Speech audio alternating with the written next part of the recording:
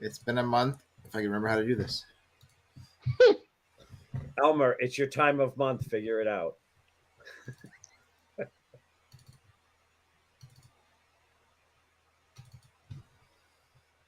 In a world of divisiveness, we bring you diversity. In a world of hate, we bring you love. In a world of fear, we inspire you to live. And now, laughing, loving, and alive with your hosts Rain Thomas, Elmer J. Howard, and Dr. Kevin.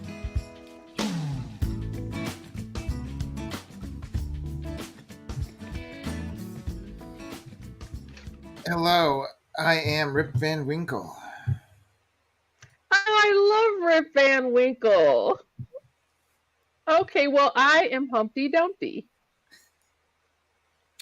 I am Quentin Crisp, the naked civil servant. Boy, right now, Nickolas just disconnected. Do you guys know who Quentin Crisp is? No, when you said Quentin, I thought you were going to go to Dark Shadows. No. That's what I thought too. Quentin Crisp was a very famous UK civil servant who was homosexual that ended up getting persecuted for his homosexuality because it was illegal. But he had quite an interesting journey, and he just wouldn't back down from dressing how he wanted and being who he was, even though he paid some terrible prices for it. This is, I believe, I'm trying to remember, I think this is like we're talking the early 1900s. Yeah, like 1908 it said he was born on Christmas. Yeah. And died in 1999. Yeah, that's more your guys' era. Believe it or not, I can't believe finally somebody older than us. Your era does not include 1999, Elmer. When he was born. No, I was born in 2000. I'm only 22. Okay, I think I'm going to need a minute to trade my my Chacos out for my thigh-high boots because it's getting so deep here. I don't want to get crap on my shorts. You just turned 29. You're always older than me, so I have to be under 29. I don't know. I know many people that have actually gotten older than I have that used to be younger. I just figured that me too. Mathematics. I explained to my niece recently in a text that this birthday I was born in 1993. Next birthday I'll be born in 1994. The birthday, it's just all about keeping track about what your birth year is. That's all. Right. And I don't even do that. You see me on Facebook. I'm like, it's this day 47 of my birthday month. And we just keep going. Eventually we'll get back to my original birthday. Yeah, whatever. Nobody, who's gonna know? So, Elmer, what's been up with you? Or should I say Rip Van Winkle? Well, we've wrinkles. I don't know. Well, after a month hiatus, we're back on the air. We missed all of June, not on purpose. Well, it's Rain's birthday month. We had to give her the full month for her celebration. Right, give her the month Thank you. Hello. Well, I went to Phoenix in June. What's that say? Oh, cheat day. And caught COVID when I was there, so I lost half my vacation. I think on the last show I had announced we had started our offerings, the 2 offerings for our for the film, raising money for the feature film. I think that's pretty much been it for the last month and a half or so. Rain, go ahead. No, I was going to ask Rain what she's been up to. Rain, oh, come on, the usual. So busy that we haven't actually heard from you in 2 months. Or a month and a half.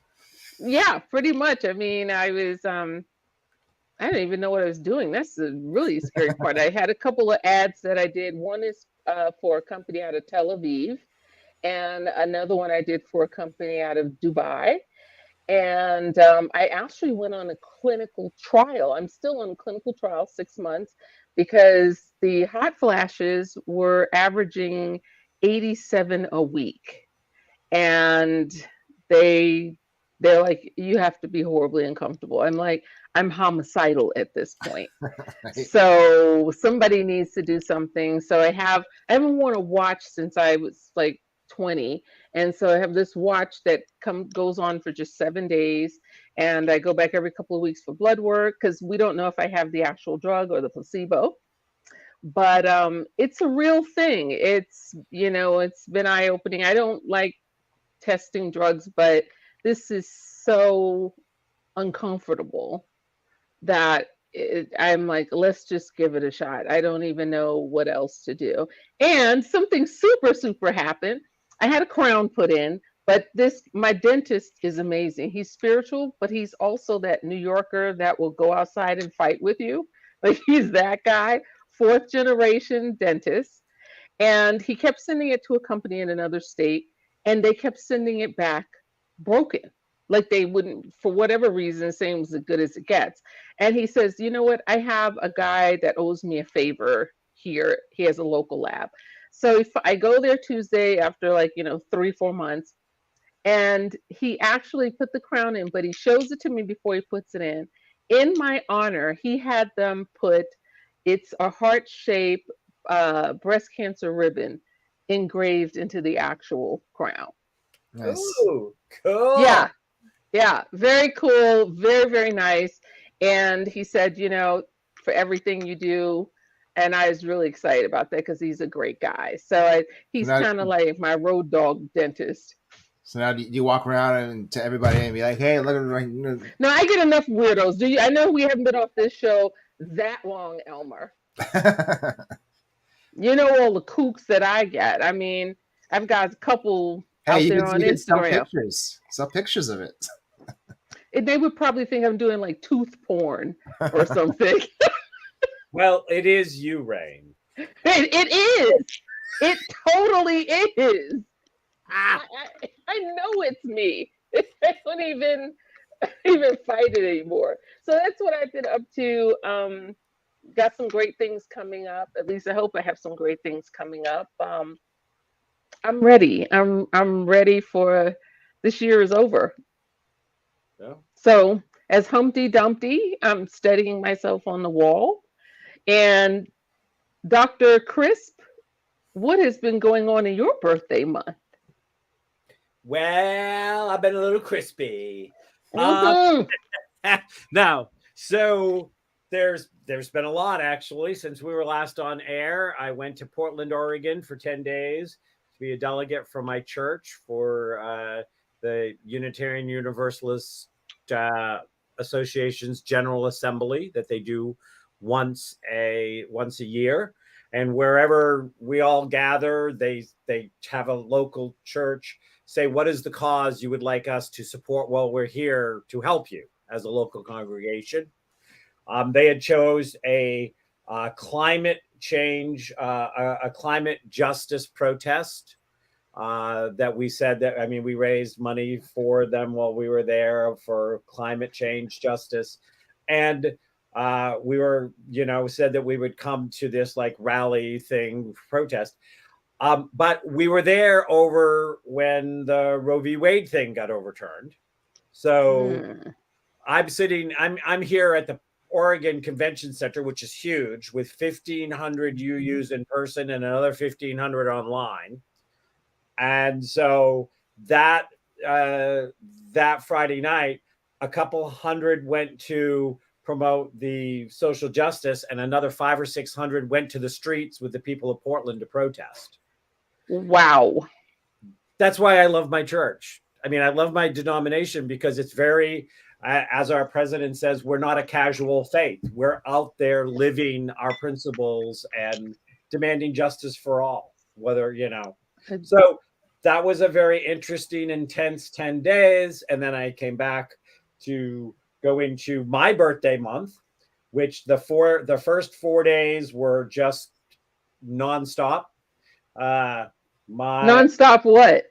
Well, The first night, I had a cousin that was getting married, that got married, and I was at his wedding, so it wasn't my celebration, but there was a celebration. I was there.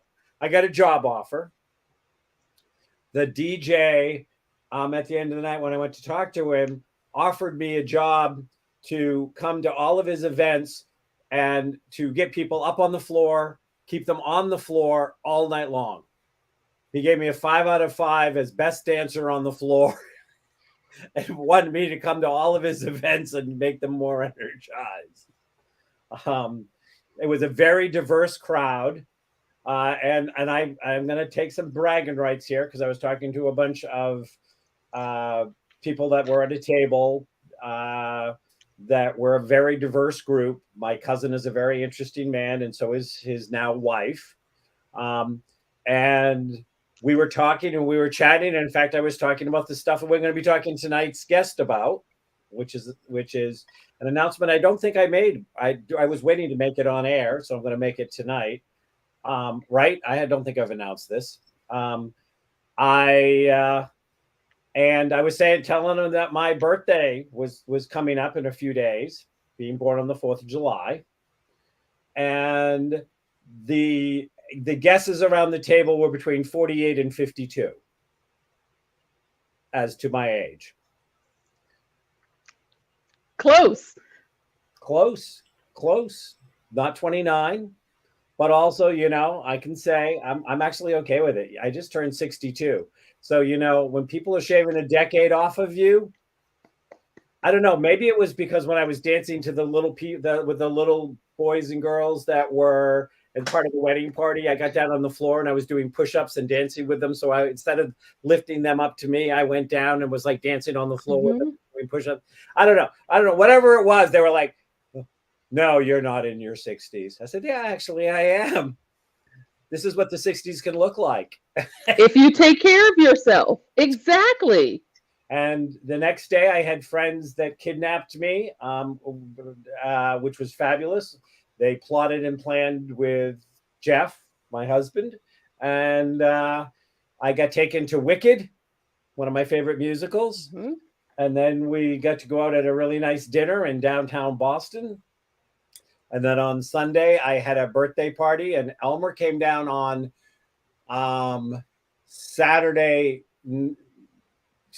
night. You came down Saturday night because the wedding was Friday. Elmer came down Saturday, was waiting when we got back from Boston, had arrived, and spent the rest of the weekend with me. And then Elmer took me out for my birthday on Monday night. And then I showed you before we started the birthday cake that just showed up today. So, it kind of continues. So it's been a good, fun, enjoyable birthday so far. I'm not gonna share it. Sometimes I do share them. I'm not gonna share it because we want to get on with our guest. But I did write a poem on the day that the Roe v. Wade thing turned over that I may share on air at some point, though it never says anything about that per se. And outside of that, I'm gonna, now you guys have to remind me, it's been a month. Have I talked about the new book I'm writing? I have not, have I? I've known about it since before you started, so I don't know if you actually announced it on here or not. I don't think so. So do you know? I don't remember. I know you were working on a lot of different things. So if you said it, I wouldn't remember it right now because being 36, I'm not as sharp mentally as I used to be. So all I'm going to say is and then we're going to introduce today's guest, I was invited to participate in a project. And in fact, the person whose brainchild is the project is our guest tonight, Nickolas Potter. And it was to write what we're calling a mainstream, not one, not two, not 100, but for me to personally write an LGBTQIA mainstream romance novel. And I took the challenge, or not the challenge, but the invitation. I think it was about 6 weeks ago. Nickolas may remember better than I, but I think it was about 60 weeks ago. But today I had a chance to actually do some writing, and I've topped like 60,000 words into it. Okay, that's awesome. So I'm very excited about the book. I'm very excited about tonight's guest. I'm very excited about our project. I do want to talk about the fact that because it is an LGBTIA, I wanted to do this. Which was my birthday month, by the way. Yes. And in honor of our guest. Da, da, da, da, da, da, da. Where'd you get that shirt from? That's cool. I ordered it from Wolf Clothing. Oh, I know them. Yeah, I know them. And very cool. I just want to make sure that everybody in our audience knows what Proud AF means. Do you guys know what it means? I know what I know it means, but I don't know if we can say it on air. So when people ask me about this, they're like, whoa, I go, what? It says proud and fabulous. What's your problem? That's exactly what I was thinking, but I think I can say that I'm fabulous on air. And in fact, we have such a fabulous show on air tonight as we introduce tonight's guest, who is Nickolas Potter. No, the crowd goes wild. I think Nickolas changed his shirt. What's that? I think you changed your shirt. Me? Yeah. No, I just, after our conversation, I buttoned it up another button. Oh, that's why. Okay. So, well, welcome. Nick's brainchild is called 1,000 Loving Voices. 1,000 Loving Voices literary movement. 1,000 Loving Voices is about creating 1,000 LGBTQI mainstream romance novels, which will be distributed worldwide. And part of this is I'm going to say my words, and then I'm going to let Nickolas speak. But what got me involved with the project was, and I did it before the whole Supreme Court thing, but we all knew that was coming, is the more that people recognize that we are more similar than different, the more support they will be to silence the haters and get rid of the judgmental people who don't like us because either they don't understand us or we scare them, or they just simply need someone to hate. And I'm okay. You can hate me all you want, but don't be messing with my rights, baby. So with that said, I saw that this project would do a lot, especially as a mainstream romance, to appeal to all those romance readers. And there are millions and millions of them that we could read books and go, oh, by the way, they were LGBTQIA. It wasn't the center of the book. It was just another day in the world of romance. Nickolas, welcome. Did I do it justice? Yes. Try to pull the camera a little closer here. Yes, and I know a little bit about Dr. Kevin's book that he's going to be doing as part of this collection, and I won't say too much about it, no spoilers, but I love it. His is one of my absolute favorites. It's going to be good, so keep posted. So I've had many extensive conversations with Nickolas, and I know that he is a master professional writer. He's been a screenwriter for years. He's been a triple award winning, been involved with feature films and screenplays and novels and short stories. You're currently teaching a screenwriting class because you just happened to mention it on the side. But your first love was books. And so can you share a little bit about how this project came about. And then I'm actually going to back a little bit and let Rain and Elmer kind of see what questions they have, because you and I have been talking for a few months now. Dr. Kevin and I, we don't really have brief conversations. We get on the phone for 5 minutes, and an hour and a half later, one of us is like, "I have to go." Wow, gosh, where could I start? Yeah, my first love was books, and the irony of my life and my literary education was that I was a writer very early in my life. It was the thing that I was good at. It's the thing that got me through school. I can ace any class that had an essay. If it was multiple choice, forget it. I was one of those kinds of learners. So anyway, but so I studied English Lit and Communications as an undergrad, and then and I've told Dr. Kevin this. I didn't know what to do with it, and I was like, everyone in my family was like, go to law school. That's the safe bet for if you have a degree, a BA in English. How are you going to make money with that? And I was buying into it. I'd applied to 16 schools, and then or was ready to taking the LSATs and all that jazz.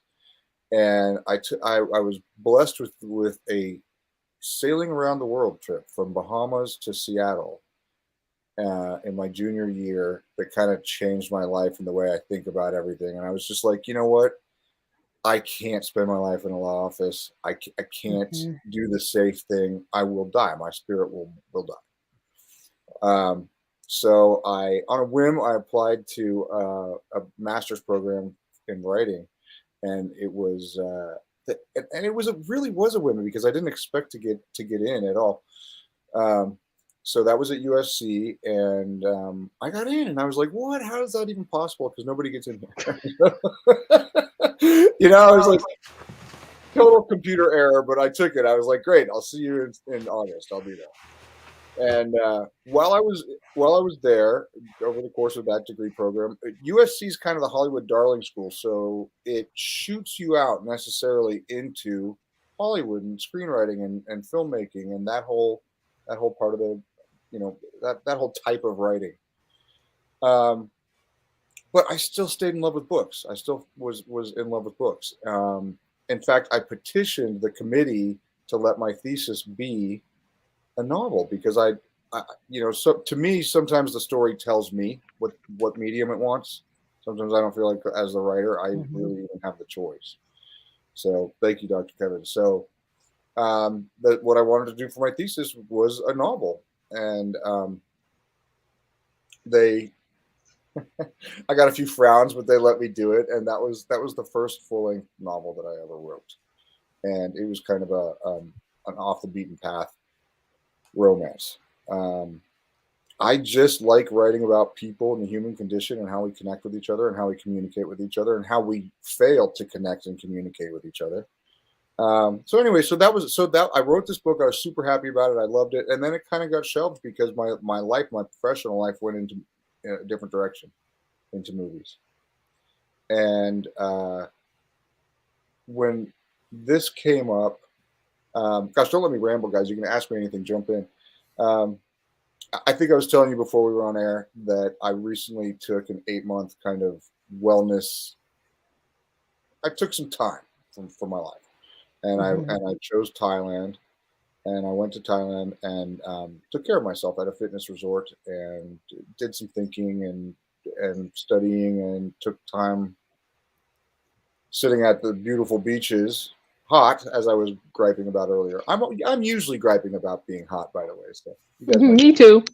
But both of you stop bragging. Okay, you're hot. We get it. Keep it rolling. So while I was over there, I was thinking about a book series that I recently wrote that I think has 2 more episodes in it, 2 more installments. It's a trilogy right now. It came pouring out of me. This was another situation where it told me these are books, not scripts. And it was at a time in my life I was like maybe just turning 50. It was time for things to shift around anyway. And this is a messed up romance. I'm not gonna, no spoiler for the book. It's not messed up, but it's people dealing with their baggage and trying to love each other at the same time. Is what goes Were on. you peeking in the window at my marriage? Is this out? Who told what? What's going on here? Hmm. Plagiarism. I stole it all. Ah, Yeah. What you don't have, I can fill you in. But I started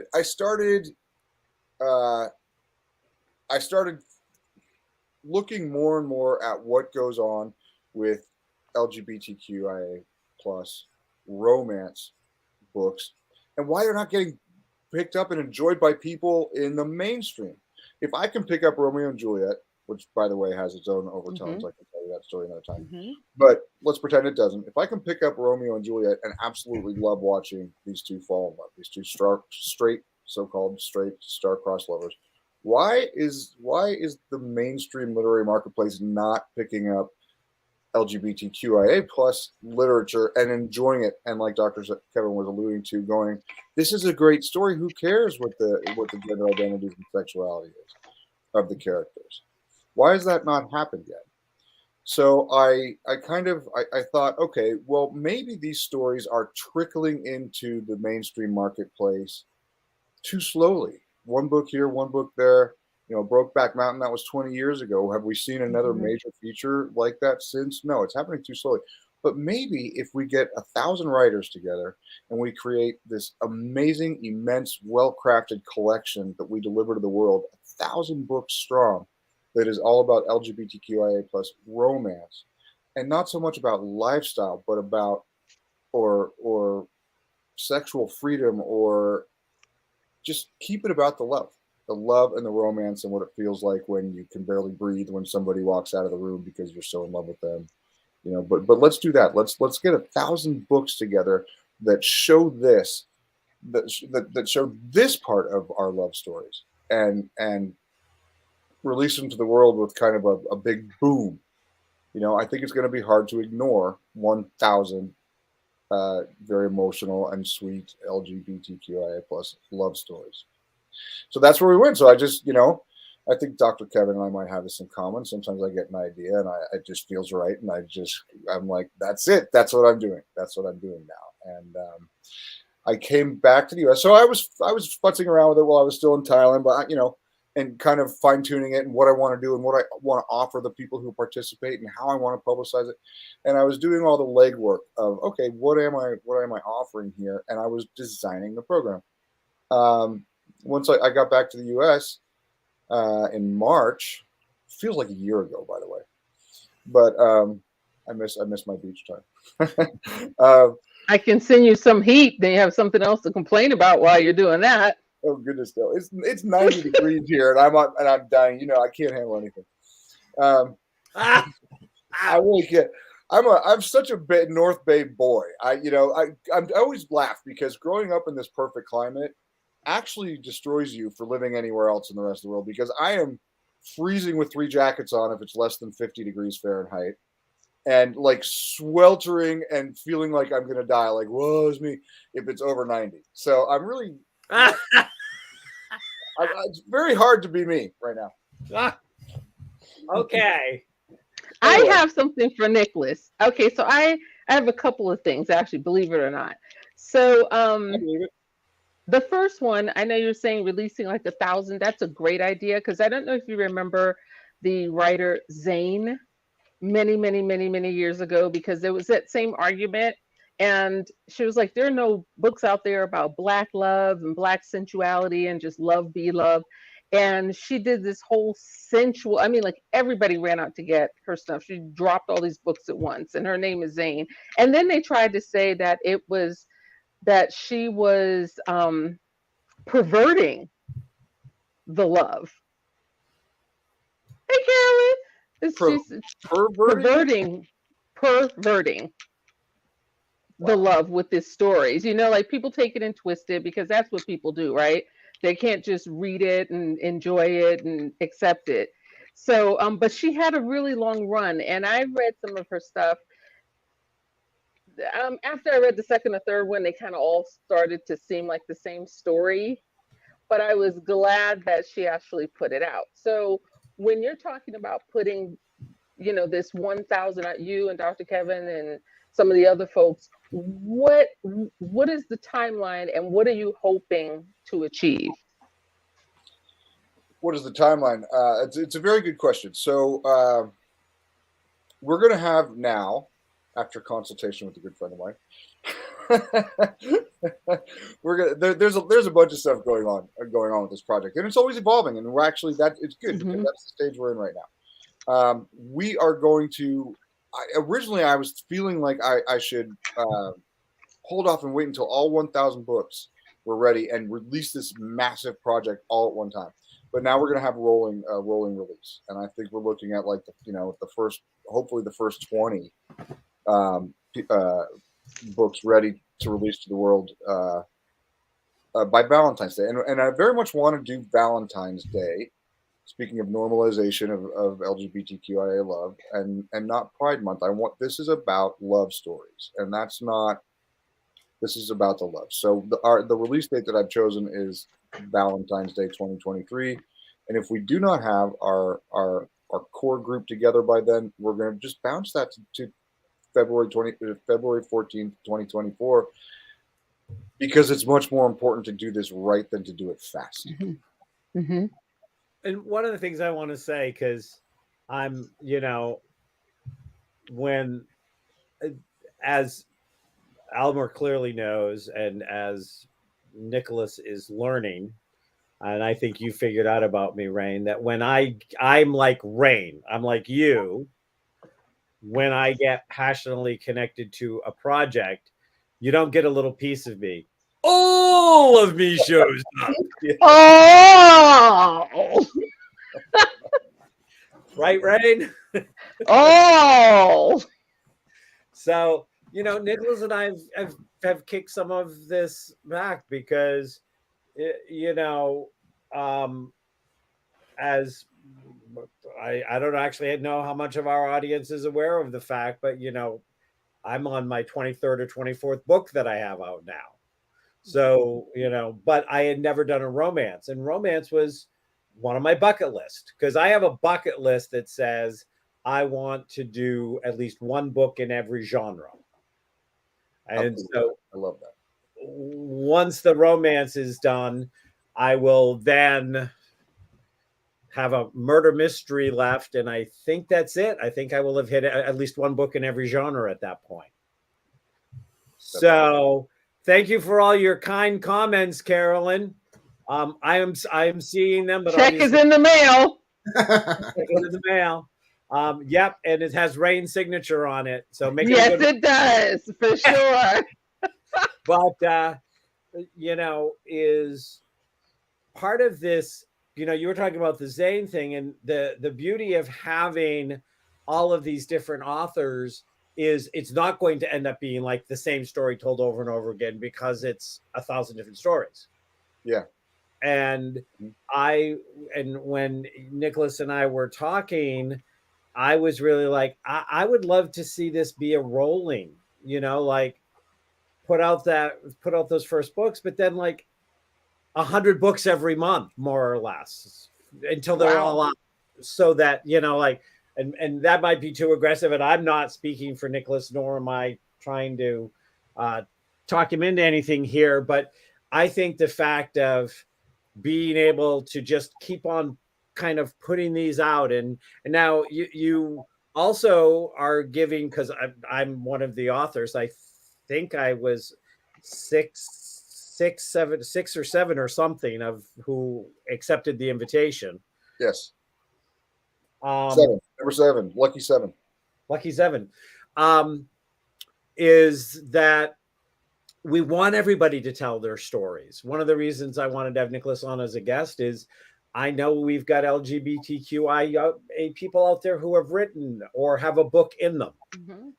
And I want them to be able to take advantage of getting involved with this, because, getting published is not easy. especially when you've never been published before. And not getting published has nothing to do with being a good or bad writer. Sometimes it's about who you know. Do you know how to play the game? Does it get in front of the right person? Absolutely. It's consistency. You just keep going, keep going, keep going. And some of my favorite authors, when I've read, read stuff by them where they had 15, 20, 25 rejections before they get the first book out. And then the first book went crazy. And then it was easy. But how do we get you there? And so that was one of the reasons I love this project, is because it's also looking for people that don't ever have to be published. Absolutely, and I didn't mean to cut you off, but just the fresh and different perspectives that we're going to see from the people who come in who are previously unpublished. That's great. We want this to be, to have a huge amount of diversity and different perspectives and different takes and from different walks of life. This is about love and romance in its entirety. So the fewer people that we have who are accustomed to writing in a formula that is going to get them somewhere in their career, but rather just want to keep the art of what they're writing intact and get published anyway and get recognized anyway. That's better. That's better. So if people who could come in who have published 20 books with great success and have made millions of dollars, or people, frankly, can come in with a good idea and let us be their springboard into becoming a published author. And the good news is that the amount of resources that we're putting into publicity and PR and social media coverage is. This is where I get on my soapbox, so don't make fun of me. But I like to do things where I think it's important to earn your living by doing something good in the world. And so this could be a win-win-win. And I always say that it's a win for you because you're going to get your name out there, you're going to be recognized, and you're going to develop an audience who's going to buy your future books. It's a win for the readers because you're a talented writer, and it's a win for the world because we're sending a very big message here about what is okay, which is pretty much everything, as long as it's love, So there's the win-win-win that I'm going for, and that's my hippy dippy. Okay. So with the hippy dippy, you have actually on Instagram, you have a question. This is a young man because he says so. He says, I'm a young man. He says, one, is Nickolas LGBTQ? And if he is not, how could he write a romance about it? Great question. Thank you so much for that question. Yes, I am a gay man. But you know what, though? I this is in the longer. I have tons of literature on this, and the website is being rebuilt because that's a whole thing. But I decided that inclusion. I decided this a long time ago. Inclusion is what we're talking about here. And a couple people asked me, "Do I have to be gay to be an author?" And I said, "No, but your story has to represent LGBTQIA plus love and romance." So I think that there are writers out there who are talented enough to not be gay, but write a gay love story. And if there are, come join us. I think that's wonderful. And as a matter of fact, I think that's open-minded and liberating. And for me, my personal, one of the books will be mine. It's going to be the fourth book in my 5-book series, The Strawberry Man, which don't search it yet because it's not out. You said The Strawberry Banana? The Strawberry Man. Oh, that's like, okay, well, that's an interesting title. It's a play on words, but it might be a spoiler if I tell you why. Anyway, so I think there are people talented enough who don't identify as LGBTQIA and can still write a beautiful book to be part of this culture. Yeah, to further that, the Kings and Queens short film that I just did.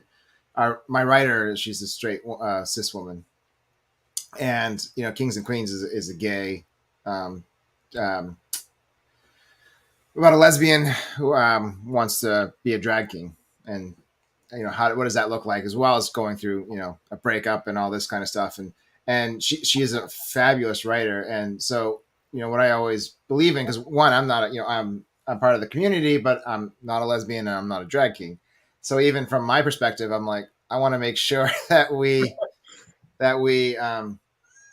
represent it well. So we did a lot of research. We interviewed drag kings, and lesbians, and made sure that what we were writing and what we thought, how we were going to present it, they said, yes, that's accurate to, to what we experience. So. Yeah. And, one of the things that I think it's important to remember is for hundreds and hundreds of years, we've had gay people writing straight stories. Right. That they weren't able to come out and be straight. Right. Because of times. I mean, sorry, yeah. They weren't able to come out and be gay. I'm leaving it in an alternative universe. Straights need to fight for their rights. No. But so, I mean, we've had gay people that have written some of the most beautiful love poems and love stories and stuff like this. And and now we're just discovering how many of our favorite authors through the years were, and it never stopped them from writing a highly popular. And I mean, I am all about, I would love to see this support LGBTQIA authors, and that invitation is there. But I believe in not excluding, but including. I'm all about the inclusion part. And one of the things to any authors that are out there listening that I was also a powerful invitation for me was I had to agree that I would read 3 other people's books as part of my agreement and give feedback. So, like as I turn my manuscript over to Nickolas and his people, they're doing the editing, they're doing the stuff. I'm, going to have final approval, which is very important for me as a creative. And you don't always get with a major publishing house. I mean, I was doing some serious negotiating before I joined the project, was I not, Nickolas? Yes, you were. Yes, I was going right after it, but that really appealed to me, that I'm going to have other authors read my book before it's published, give me feedback, insight.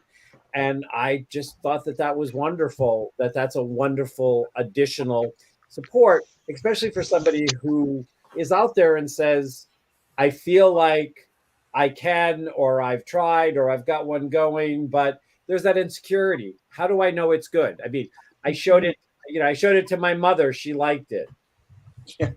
Or she didn't, but I took that as good. Yeah.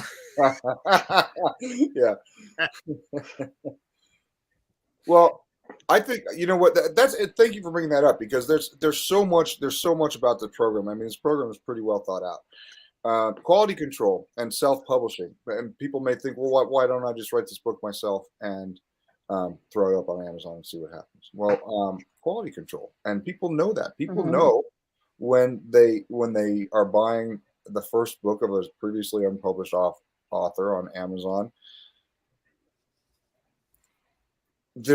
Nobody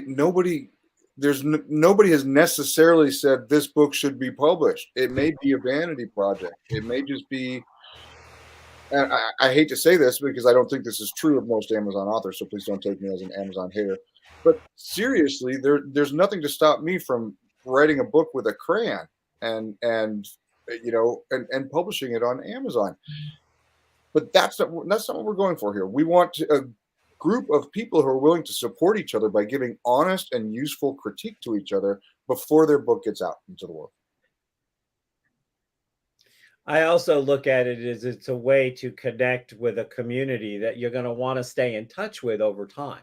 Yes, stay in touch with, make friends, collaborate with on future projects. I mean, this is 1,000 people, like-minded people who, as serious as the project is to me, it also needs to be fun. I mean, people do their best work when they're having a good time, Right. So, remind me to step off my soapbox every once in a while, guys. No, it's okay. I mean, and it's the same thing in music, because I'm a musician by trade, and we have all these. There are millions of love songs in all sorts of languages, and when people find out that that person, they were like, can you believe that that guy sang that love song all these years and I thought he was talking about a woman? I'm like, what difference does it make? He was talking about love. Like, how does that change the perception or the meaning or the beauty of the song? That's none of my business. Right. Right. Nor did the creator of the song really want you to think about that. The song is supposed to touch you where it touches you. Right. Where it touches you. Right. But people are ignorant, because I've done some songs and they'll come up and they'll say, do you know that a gay man originally sang that song? I'm like, I am a gay man. And you should see the look on their faces then when I say that. They're like, well, I thought you were married. Well, I am. And they're like, well, isn't your husband out there? Yes, he is. And they kind of walk away with that look like, I don't know where to go from here. Because mind your own business. How about that? Enjoy the song. Yes. Just, you're here to hear somebody perform. You're not here to come up and do a Q&A about somebody's lifestyle. Yeah, so it's always funny to have that. That is very funny, actually. Just love the work. It is art. Let it speak to you on a level that it speaks to you on. Well, you know what someone told me? That they used to enjoy, and I can't remember what the song is, but I sing it and I love it. And they said, well, ever since I found out that that guy was gay, I feel like I'm being forced to like men with that song. I said, you got that out of a song? Then that tells me you have other issues you need to work on. Yeah, maybe maybe you need to do some introspective thinking. Yeah, that told him. I said, you might want to do an internal temperature check. And he's like, what does that mean? I'm like, exactly my point. That's very the problem. I know. You thought it made you want to think of men, and then you did, and you liked it. Right. It's so true. Right. And you know what was funny about that show? When he sat down, I told the band knows I love just being a clown. I'm doing my thing. I said, we're going to do that song again, and we're going to dedicate it to special people in the audience. You should have seen the look on that guy's face when I started that song again. I love it. I love it. So good for you. Good for you for bringing the people together. Right. Confirmation for sure. Yeah. Thank you. It's funny. I don't know. Should I jump in here, guys, with the Roe v. Wade situation? Well, we don't do politics here. What? Rain made two cardinal rules. We don't discuss religion or politics on Laughing, Loving, and Alive. So I do feel like, without discussing politics, that just like nobody was surprised, or nobody paying attention should have surprised what happened, nobody is going to be surprised that other rights are going to be gone after as well. Mm-hmm. So we'll make it as a non-political statement, but in fact, some states are already going after those rights. And so, I think that this is also a vital collection, because, I always tell people, and I'm sure everybody here has heard this, basically, if you think 1/3 of the people are going to hate me no matter what I do, 1/3 of the people are going to love me no matter what I do, and then 1/3 can be swayed either way. Well, I can't be bothered with the haters. Wasted my time, wasted my breath, wasted my energy. And I love the people that love me, but I don't need to hyper focus energy on them if they're already loving me or loving my cause. Right. Cause. Yeah. And I want to be going after the third that can be swayed. And I feel like as we come up in this country to fight a battle of rights of every kind, that we need to get that third to be connected enough. If some of those romance readers fall in love with some of these characters that we create and are really rooting for them to get together and are happy when it happens, maybe they'll remember that when they go to the voting box to vote against the person that wants to remove those people's rights to love. Thank you so much. Was that non-political enough for you, Rain? I'll take it. You know, I will take it. I'll take. I loved it, and I thought it was very well said.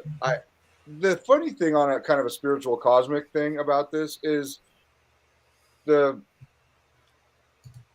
project was born before that seemed like it could be. The current political situation seemed like it could exist. I was in denial. I mean, I knew, but anyway. Point is, the project was born, and now all of a sudden there's a new need to just pitch love, for so many reasons, and get the idea of love is love out.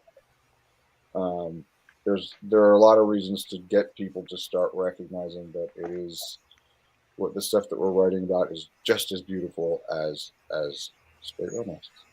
And it's important, and it's art, and art reflects, like I always say, art reflects life reflecting art.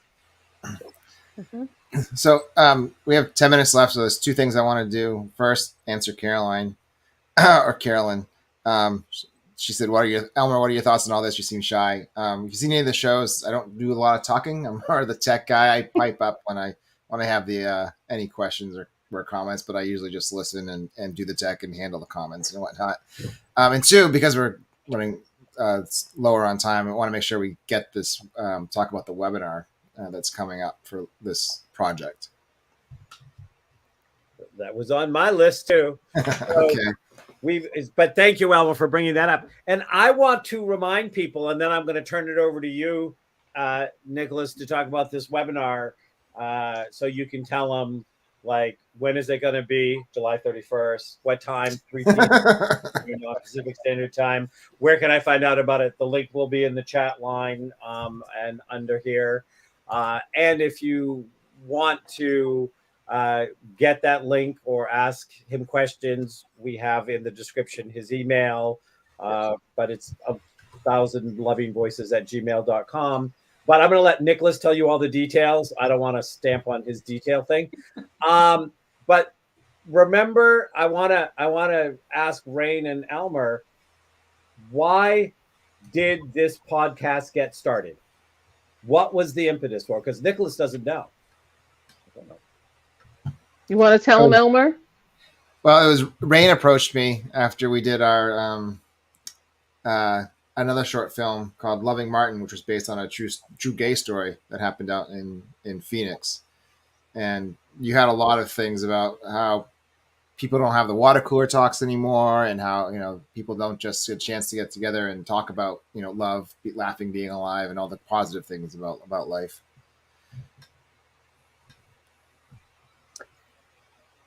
You want to add? Wow, Elmer. What? It was. So Wait, can you spice that up, or do I have to hit my cabinet? So after I finished, because I had a role in the actual film, and I played Janine, who lost her partner to breast cancer, and I've been a voluntary spokesperson and fundraiser for breast cancer and cancer since 1976. So I understand how important it is to talk things out and be there for your friends and supportive. And when this film was over, I watched it a few times, and I don't know, a few months went by, and I called Elmer and I'm like, we need to continue this somehow. Like, I'm not I don't have any technical skills, technology, we all know. Thank God I'm on here every time. And I said, Elmer, what could we do? And he thought about it, and he said, maybe a podcast. And he says, I have the perfect friend, but I know he's going to say no, because he's like, I got all these projects and blah, blah, blah. And I said, well, ask him and let's see. And all of a sudden, here we were with Laughing, Loving, and Alive. And people are really digging it, because I get people who will sign in and say, thank goodness there's some place where we can go where people aren't shaming people and bullying people and, talking about politics and, and any reality shows. I said, no, we only bring on people. And I vet everyone. I talk to people on the phone first. And I vet everyone to make sure that you're going to be talking about something that has to do with laughing, loving, and or being alive. And I've had to tell some people no, because they're like, well, I want to talk about, no. I want to talk about what happened to Bill Cosby. No, we're not talking about what happened to Bill Cosby or anything else. Yeah, it's not positive. we're talking to and about people who really are changing the world one act at a time. I don't care what they do. I don't care what their sexual stance is. I don't care about any of that as long as they are doing something great in the world. And so kudos to Elmer for getting this to happen. And Dr. Kevin, I fell head over heels with. Obviously, I was already head over heels with Elmer, but Dr. Kevin, I fell head over heels with. And I think we all have a great marriage here. Watch, somebody's going to send me a private message. I thought you were married to your husband. I am, and I'm married to Dr. Kevin, and I'm married to Elmer. What else do you want? We're polyamorous. Yes. Da, da, da, da. Da, da, da. And we kind of had our own, Rain had her two rules of no politics and religion, and Kevin and I had our own kind of rules too. I said, I can run it, I can be there. I said, but I can't do anything else. I can run the social media. And of course, and Kevin's like, yeah, same thing. If I can just show up and ask the questions. So we kind of put it back on Rain of like, if you can fill the guests, which obviously we sometimes bring our own guests, as Dr. Kevin brought you in today. But that was the only way all of us could work together. Like we all have to do our own pieces because not one of us can manage this whole thing on our own. But how beautiful is that? I mean, this is a collaborative art. I love collaborative art. After all the years working in movies, films are a collaborative art. They can't work without everybody's special talent being blended with everybody else's special talent in a certain way. So, and I've watched a bunch of these shows now, and I think you guys complement each other perfectly. So and I'm very happy to be here. I do, I really do, and I'm very. If I didn't say at the beginning of the hour, I'm very happy to be here, and I thank you so much for the invitation. We're glad you're here. Thank you. We are glad to have you. Changing the world.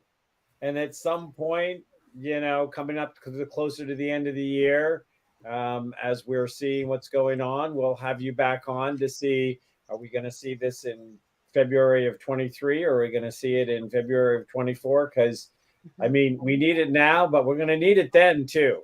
There's a lot of people out there that need to have a little non-judgmental love in their life to make their world a better place.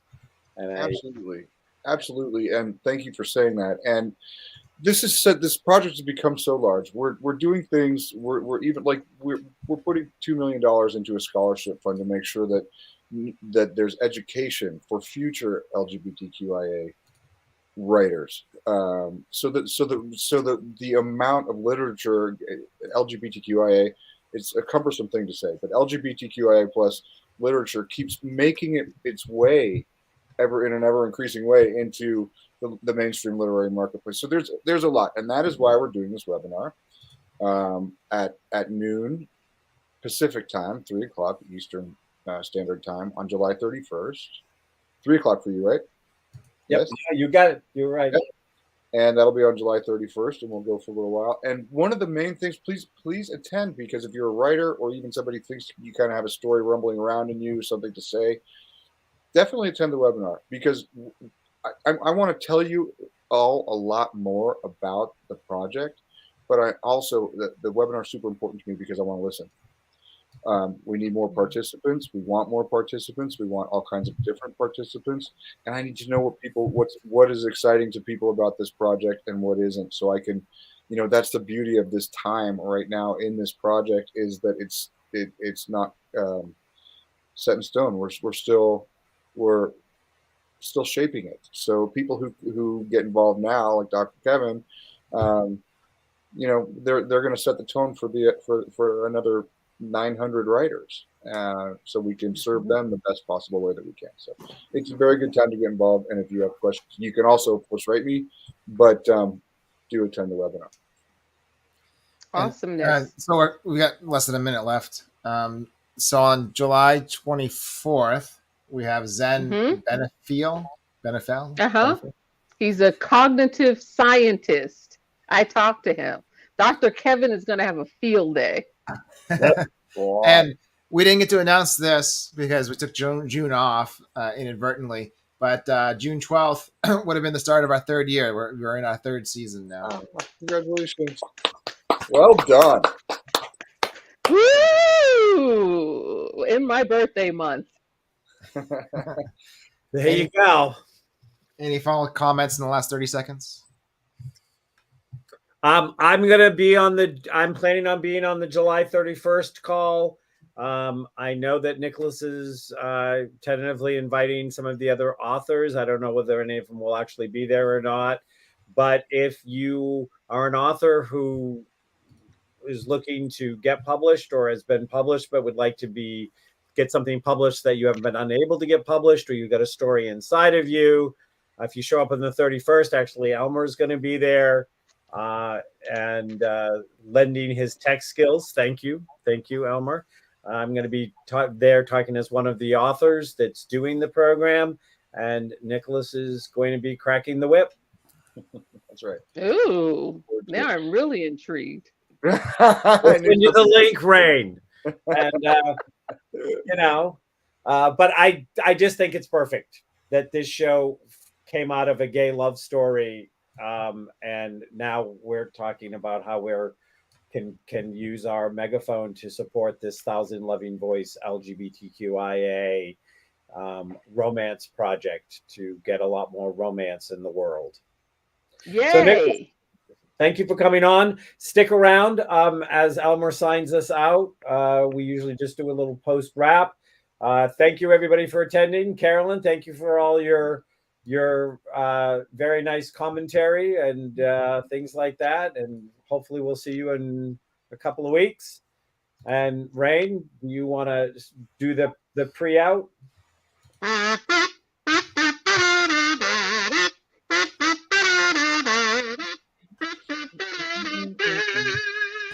Thanks for watching or listening to the Laughing, Loving, and Alive show. If you enjoyed this episode and you'd like to help support the show, please share it with others, post about it on social media, or support us with Buy Me a Coffee. To catch all of the latest from Laughing, Loving, and Alive, you can follow us on Instagram at Laughing, Loving, and Alive, and on Facebook at Laughing, Loving, and Alive. Thanks again, and see you next time.